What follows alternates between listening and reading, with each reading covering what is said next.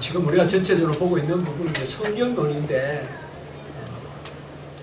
웨스트민스터 표준문서 신앙고백서에서 가장 먼저 제일 처음에 시작이 성경부터 시작하고 있다는 것, 이 자체가 또 좀 새롭습니다.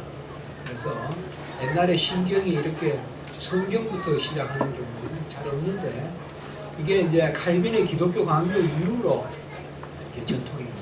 칼빈이 기독교 강요에서 제1권, 제 출발부터가 하나님을 아는 지식과 우리 자신을 아는 지식 이렇게 시작하거든요. 그리고 이제 일반적인 그러한 지식, 일반 계시를 하고 그 다음에 이제 특별 계시로서 성경을 다루는. 그래서 우리 기독교 역사상 어떤 그러한 기독교 강요도 저는 그렇게 주장하거든요. 그것도 지신학 교리서다.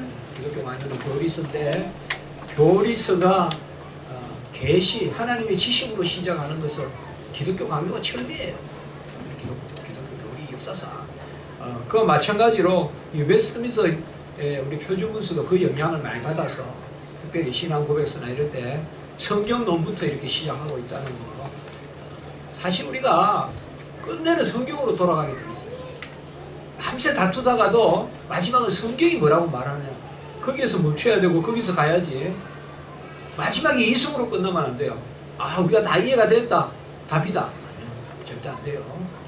요새 그 성경 공부, 순장 공부 이런 거 좋습니다만은 프리세트니 이런 거 좋아요. 좋은데 그러나 조심해야 될 게 그냥 사람들이 그냥 합의해가지고 대체로 성경은 이런 뜻이겠거니 하고 넘어가면 아주 위험한 거예요. 그래서 저는 되도록이면 그런 공부할 때는 철저하게 잘 그 신학적인 훈련을 받은 사람을 순장으로 삼고 이렇게 해서 해야 될 필요가 있어요. 그래서 너무 우리 정서적으로 뭐 이 말씀 이렇게 은혜가 되죠 뭐 이러면 뭐 그럽니다 이렇게 하고 넘어가는 거죠. 그러니까 성경 말씀은 그런데 좀 위험한 데가 많거든요. 근데 특별히 우리가 이 성경론 이 부분이 엄정하게 시작하고 있다는 거. 자, 오늘 성경 기록된 하나님의 말씀, 우리 여기 오다 보면 뒷문에 오직 기록된 하나님의 말씀으로 이렇게 되어 있는데 의미가 있습니다. 자, 일단 한번 읽고 제가 조금 나눌게요. 신앙 고백서 1장 2조에 나오는 부분입니다. 먼저 내용 함께 보고 조금 참고합니다. 시작. 성경은 하나님의 감동으로 기록된 말씀으로 구약 29권과 신약 27권 총 66권으로 이루어진다. 뭐 우리가 다 아는 그러한 말씀입니다만은 기록된 말씀이다. 이게 무슨 의미가 강할까요? 그냥 말씀이다 그러면 될 텐데 요새는 뭐 우리가 보통 성경은 하나님의 말씀이다 이러면 뭐 그렇다 하겠지만 이 특별히 종교개혁 시대나 이럴 때는 이 기록된 말씀이라는 게 더 큰 의미가 있어요. 왜냐하면 중세 교회 로마 카톨릭에 우리가 천주교 있죠. 중세 교회나 이런 데는 기록된 성경 외에 구전된 전통 같은 것을 귀하게 여겨요. 그래서 입으로 내려오는 거 있죠. 누구 어록이라든지 이런 부분들. 그래서 우리가 성경은 기록된 하나님의 말씀. 물론 교황도 어록을 기록하잖아요. 자기 말을. 그럼 그것도 기록된 말씀 아니냐 이렇게 생각할 수 있지만 오늘 앞에 바로 하나님의 감동으로 기록된 말씀이다. 우리가 이 하나님의 감동을 특별히 이런 경우에 영감이라 그래요. 영감. 그래서 영감된 하나님의 말씀, 그것이 성경이다. 그러니까 영감이라는 말은 성경 기록에만 사실 써야 돼요. 엄밀히 말하면. 그래서 내가 어제 기도하다가 영감 받았다 이런 말들은 조금 우리가 자제하는 게 좋아요. 사실 전문적인 용어로서 영감이다 이렇게 하면 영어로 제가 말씀드린다면 인스피레이션이라고 하는데 라틴어로는 인스피라티오라고 하는데 영감이라는 말은 성경을 기록할 때 하나님이 감동을 시키는 거예요. 그래서 성경을 기록하는 것을 특별히 성경 기록자를 우리가 대표적으로 선지자들과 사도들, 구약 성경을 기록한 사람들은 선지자들, 신약 성경을 기록한 사람들은 사도들 그렇게 크게 칭하고 있어요. 먼저 에베소 2장 20절 한번 읽어봅시다. 그 밑에 제가 새 구절을 여기 이번에 새로 한 구절을 더 넣었는데 에베소 2장 20절 시작. 너희는 사도들과 선지자들의 터위에 세우심을 입은 자라. 그리스도 예수께서 친히 모퉁이 돌이 되셨느니라.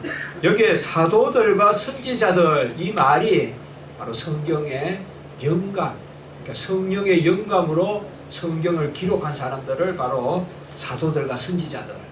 선지자들은 구약, 사도들은 신약 이렇게 되어 있어요. 그래서 하나님이 이들을 성령으로 영감시켜서 성경을 기록하게 하신 거예요. 그래서 구약에는 우리 선지서들 또 사무엘이나 모세나 성경 기록자들이 있고 신약에도 또 사복음서 기록자 있고 또 가장 많은 성경에 기록을 한 바울이 있고 베드로가 있고 또 우리 사도 요한도 있고 쭉 있지 않습니까?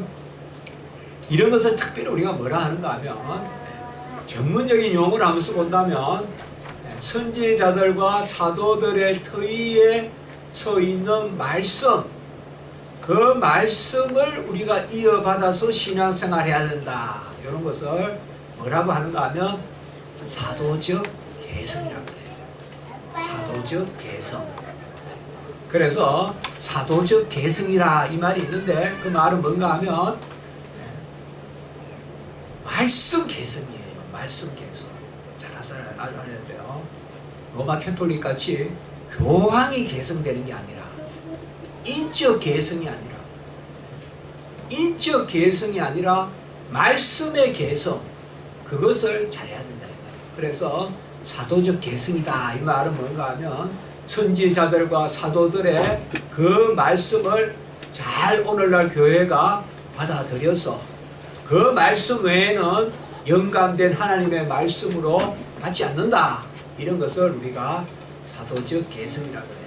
그래서 항상 말씀에 근위가 있고 말씀을 전하는 자의 근위가 있는 것이 아니라 말씀에 근위가 있다. 말씀을 전하는 자에게 근위가 있는 것이 아니라 말씀에 근위가 있다. 그런 것을 우리가 사도적 개성이다. 이 하나님의 감동은 영감인데 이 영감은 우리가 크게 두 가지가 있어요. 하나님의 말씀을 먼저 그 사도나 선지자들에게 주세요. 창세기에 심히 보기 좋았더라. 모세가 창세 때 있었습니까? 없었잖아요. 그건 하나님 말씀을 주신 거예요. 심히 보기 좋았더라. 그러면 모세가 먼저 그 말씀을 받죠. 그리고 기록하죠. 그래서 오늘 조금 전문적인 용어를 제가 써서 그런데 하나님에게 말씀을 받았을 때 또 다윗도 하나님께 말씀을 받고 그리고 사무엘도 받고 말씀을 받거든요. 그래서 기록하거든요. 또 사도 바울의 서신도 마찬가지예요. 하나님의 말씀을 받아서 기록한 거거든요. 그래서 말씀을 받을 때 성령의 영감이 있어요. 그런 것을 우리가 조금 전문적인 용어인데 계시 구술의 영감이라고 해요. 한번 해볼까요? 계시 구술의 영감.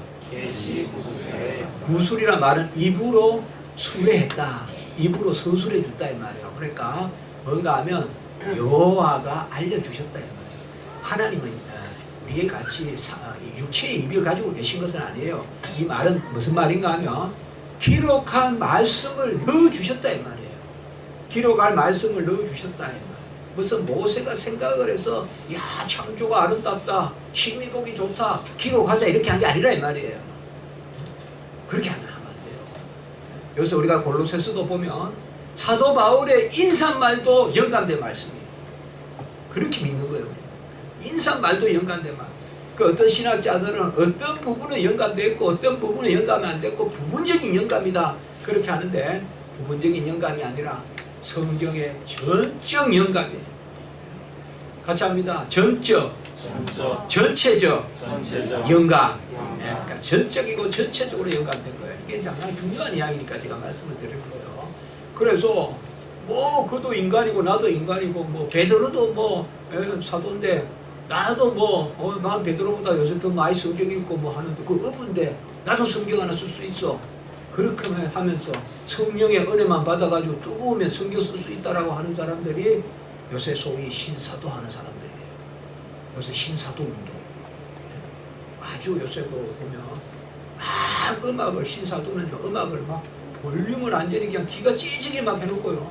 사람들을 그냥 불떨게 만들어가지고, 그리고 말씀 가지고도 안 해요. 앞에서 그냥 기타 치던 사람이 갑자기 몇 마디 해요. 그게 이제 설교예요. 그렇게 하는데 그 입에서 나오는 것은 새로운 계시가 있다는 거예요. 그건 없습니다. 새로운 계시는 없어요. 충족하고 완전해요. 성경 외에 새로운 계시가 없어요. 하나님의 말씀은 다 주셨어요. 그것을 계시 구술의 영감이라 하고, 그러면 모세가 예컨대 그 말씀을 받았단 말이에요. 받고 이제 기로 가잖아요. 기로 갈 때도 하나님이 또 성령으로 영감해 주신다 이 말이에요. 같이 합니다. 계시 기록의 영감. 계시 기록의 영감. 네. 그래서 이 두 가지를 우리가 아멘해야 성경 말씀의 영감을 아멘하는 거예요. 그러니까 말씀을 받은 것도 성령이 말씀을 주신 것이고, 그 말씀을 주신 것을 기록할 때도 성령이 감동을 시키신다. 그게 바로 오늘 디모데후서 3장 16절 17절 말씀이에요. 같이 한번 읽습니다. 시작. 모든 성경은 하나님의 감동으로 된 것으로 교훈과 책망과 바르게 함과 의로 교육하기에 유익하니 이는 하나님의 사람으로 온전하게 하며 모든 선한 일을 행할 능력을 갖추게 하려 함이라. 이렇게 말씀하고 있습니다. 바로 모든 성경이라고 했어요. 1.1핵이라도 하나님의 감동이 없는 말씀은 없어요. 철저히 아가스는 그런 성경이 감동이 떨어지더라 그런 말하면 안 돼요. 우리는 아가스도, 여러분, 아가스를 가지고 설교집을 6권이나 쓴 사람이 있어요. 중세에 버나드라는 사람. 그런데 그거 가지고 막 루트, 칼빈이 많이 인용했어요. 그러니까 아가스, 루트는 그걸 좀 멸시했어요. 그러나 칼빈은 그걸 아주 귀하게 했어요. 칼빈은 성경 66권은 아낌없는 하나님 말씀이라고 정확하게 했단 말이에요. 이게 우리 신앙생활하는 아주 중요해요. 정말 중요한 이야기예요. 이게 가장 중요해요. 어떻게 보면 성경 66권이 완전하고 충족하고 무오하고 전적인 영감 가운데 신령한 기록된 말씀이다. 이걸 우리가 고백하는 거 이게 가장 중요한 거예요. 신앙생활에서 이게 가장 중요해요. 마지막에는 성경으로 돌아갑니다. 그래서 바로 베드로 후서도 같이 읽어봅니다. 시작. 먼저 알 것은 성경의 모든 예언은 사사로이 풀 것이 아니니 예언은 언제든지 사람의 뜻으로 낸 것이 아니요 성령의 감동하심을 받아 사람들이 하나님께 받아 말한 것이다. 여기 예언은 성경이에요. 우리가 베드로후서 1장 20절 21절에 나오는 예언은 예언만 이야기하는 게 아니라 간혹을 보면요, 우리가 율법이라면 그게 성경 전체를 이야기할 때가 있고 구약시대인데 여기 예언이다. 이거 성경 전체로 보면 돼요. 거기 보시면 예언은 사사로이 풀면 안 된다 이 말이에요. 여러분, 막 하루아침에 신학이 하루아침에 막 성경이 막 난리가 나듯이 그렇게 해서는 안 됩니다.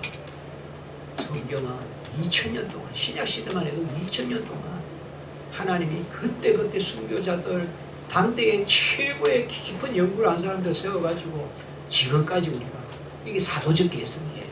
그 말씀을 받아왔어요. 해 아래 새 것이 없어요. 그래서 마치 그냥 막 뭐 하나 크게 깨달은 같이 그거 다 아니에요. 그런 거 없어요. 사사로이 풀면 안 됩니다. 사사로이 풀면 안 돼요. 그리고 오직 성령의 감동하심을 받은 사람들이 하나님께 받아 말한 것이다. 자, 아까 말했죠. 하나님께 받아. 이게 계시 뭐의 영감? 계시 구술의 영감. 말한 것이다. 요거는 기록했다는 뜻이거든요. 계시 기록의 영감. 이 말까지 제가 비비 워필드라는 사람이 있어요. 아주 우리 정통신학자 중에 거두예요. 그분이 아니면 미국의 신학이 자유주의 신학으로 다 넘어가요. 그런데 그분은 100년 전에 살았는데 그분이 아주 중요한 책을 하나 썼어요. 성경 영감에 대해서. 그때 그 책에서 가장 강조한 게 바로 이거예요. 계시, 구술의 영감, 계시, 기록의 영감. 여기 보시면 하나님께 받아, 여기 계시, 구술의 영감. 하나님께 받아서 말했다, 이 말은 기록했다.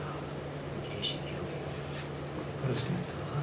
그래서 우리가 하나님의 말씀은요, 새 것이 없고 처처해서 뭐 이거다 저거다 해도 건들리지 마시고, 제 자신도 말씀을 전하고 말씀을 연구하는 사람이지만 그저 받은 것. 사도 바울이 디모데에게 네가 네게서 배운 것을 알며 믿고 확신한 바에 거하라. 마찬가지입니다. 새로운 거 없어요. 새로운 거 없어요. 있는 그것을 잘 받아. 오늘은 여기까지.